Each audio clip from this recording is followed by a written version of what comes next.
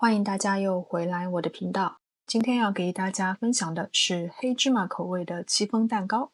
我今天会做2个6寸的戚风蛋糕，6个鸡蛋分离蛋清和蛋黄，盆里加入玉米油、牛奶和砂糖，先用蛋抽混合拌匀，并且搅打至乳化。接着加入无糖黑芝麻酱，继续搅拌均匀，筛入低筋面粉，用画 Z 字的手法拌至没有干粉的状态。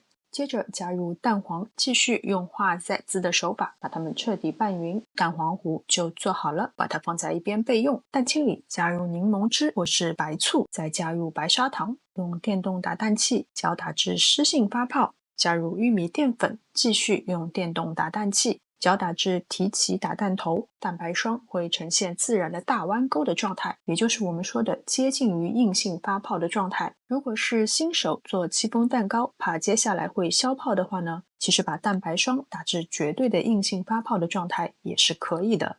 接着我们先取1/3的蛋白霜加入黑芝麻蛋黄糊中，翻拌均匀以后，再把它们倒回剩余的蛋白霜中，继续翻拌均匀。这个戚风的翻拌手法呢，就是从底部捞起面糊，再从中间压下，不要画圈搅拌，面糊比较容易消泡。拌好的面糊从高处倒入模具中，整平表面震出气泡以后，就可以送进预热好的烤箱，放在中下层150摄氏度烤50分钟。出炉后，在桌面重重的摔一下，然后立刻把蛋糕倒扣晾凉，才进行脱模。